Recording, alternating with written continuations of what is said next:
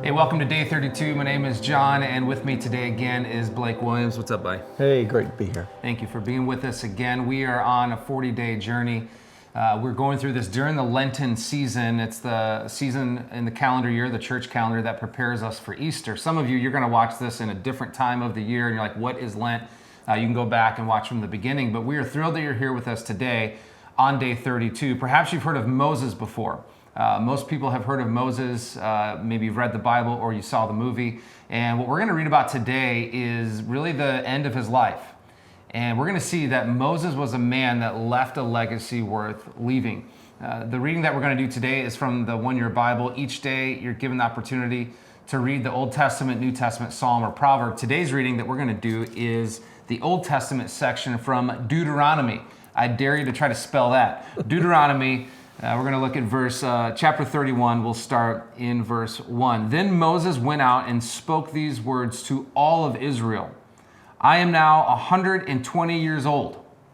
He's old. Yes. He's real old, and we think that we're getting tired and old. I'm now 120 years old, and I am no longer able to lead you. Yeah, that requires humility to admit that. And they say Moses was the most humble man that ever lived. The Lord has said to me, you shall not cross the Jordan. The Lord, your God himself, will cross over ahead of you. Now, if you know Old Testament history, you know all the way since Abraham. So if you rewind the tape all the way back to Genesis chapter 12, God gives Abraham this vision. He says, I will give you and your descendants the promised land. This land in Canaan that is going to be amazing. It's the land that has been promised to you. And so a lot of time has passed since that promise to Abraham, generation after generation, truly. Then they were enslaved for 400 plus years. God raises up Moses to deliver his people. You've heard of the Exodus. We've connected that to Passover, certainly. And here is Moses now on the brink of saying, all right, we are about to experience that land that God promised to our forefathers generations ago. But I'm not going with you. You're going to be going on your own. He says, I'm no longer able to lead you. The Lord has said to me, you shall not cross the Jordan. The Lord your God himself will cross over ahead of you. He will destroy these nations before you. Why? The promised land was occupied. The land that you and I always want to experience typically is always occupied by giants, by powerful enemy forces. And so they're shaking in their boots. But Moses says, don't shake in your boots. He's going to destroy these nations before you, and you will take possession of their land. Now check this out. Joshua. And you can underline Joshua, highlight Joshua. He's a really important person in this story. Joshua, he was Moses' protege. Joshua also will cross over ahead of you, as the Lord said. And the Lord will do to them what he did to Sihon and Og, the kings of the Amorites, whom he destroyed along with their land. Verse 5, the Lord will deliver them to you, and you must do to them all that I have commanded you. Verse 6, someone needs to hear verse 6. Check this out. Be strong and courageous. Be strong and courageous. Do not be afraid or terrified because of them, for the Lord your God goes with you. I love the witness of God. He is with you. He will never leave you nor forsake you. Verse 7, then Moses summoned Joshua and said to him, in the presence of all of Israel, be strong and courageous, for you must go with these people into the land that the Lord swore to their ancestors to give them, and you must divide it among them as their inheritance. The Lord himself goes before you and will be with you. He will never leave you nor forsake you. Do not be afraid. Do not be discouraged. How amazing is that reading for us today? And Blake, I wanted you to be on this episode because there's a couple stories that I've heard you tell over the years that have impacted me. They've stuck with me, and you're a great storyteller. You and I both love stories. Amen. And the first story is about a guy that had this turning point moment where he realized, oh my goodness, I'm gonna leave a legacy, but I don't like the kind of legacy that I'm about to leave. I need to make some adjustments right now. So tell that first story, and then I'll make some comments and we'll tell the second one. Yeah, so Al Capone, who most Chicagoans know, one of the most notorious gangsters of all time, he had a lawyer named Easy Eddie. And Easy Eddie did a great job keeping Capone out of jail, helping him get away with his acts that he was doing that were wrong. And for that, he was paid really well. Yeah. They said he had a house as big as a city block in Chicago. So Easy Eddie has a son, though. And he realizes, man, I could give my son anything, the best education, cars, all this stuff. but the one thing I can't give him is a great family name. And it started to burden him. He said, I wanted to leave that for my son. So he began to work with the FBI, the IRS, and he actually turns on Capone to get Capone imprisoned for tax evasion, knowing it's going to cost him his life. Yeah. And just a few months later, he is gunned down by Capone's gang. But that's how important it was for him to leave that legacy for his son. Yeah, and I love that story because of it's costly. When each of us have that day where we realize, oh my goodness, we're going to leave a legacy. The question is, what kind of legacy are we going to leave?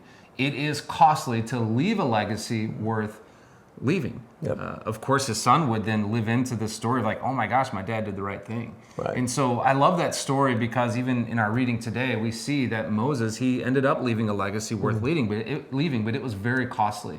It cost Moses in a lot of different ways. Now, the theme also in our reading today is around courage. And you and I talk about courage a lot. And we love to talk about courage. Yes. We love to challenge each other to be more and more courageous. Right. And it reminds me of another story I've heard you tell of a guy named Butch that demonstrated tremendous courage. So tell him about that story. Yeah, Butch was a Navy fighter pilot. In World War II, he actually was the first naval fighter pilot to be given the Medal of Honor because of the acts that he did in the war. And here's the story as it happened.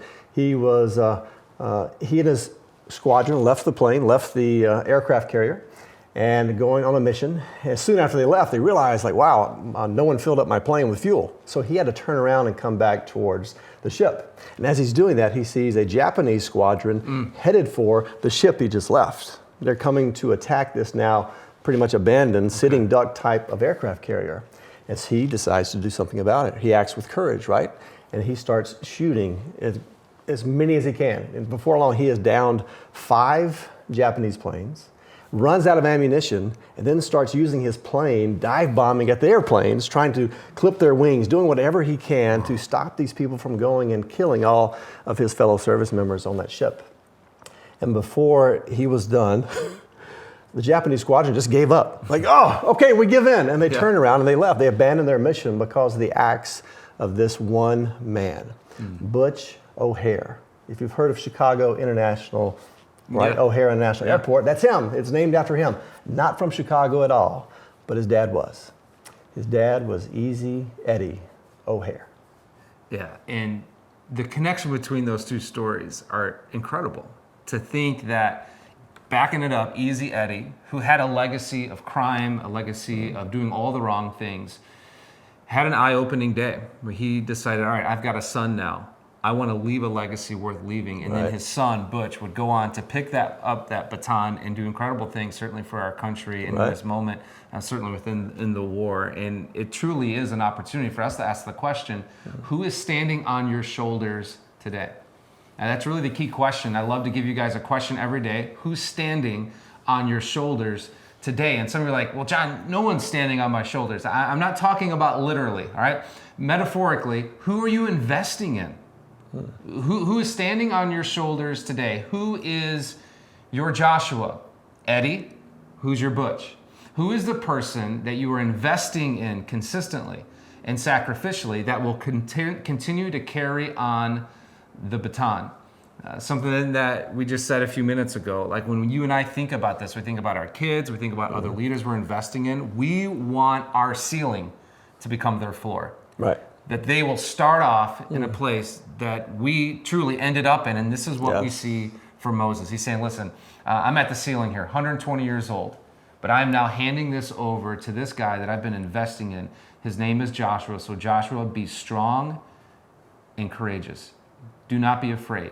The Lord your God is with you. Who's standing on your shoulders today? That's all we have for this episode. If you would, you can like it, you can share it, you can let the world know. This is helping us get this content out to as many people as possible. Blake, thanks again for being with us. Pleasure. Yep. See you guys next time.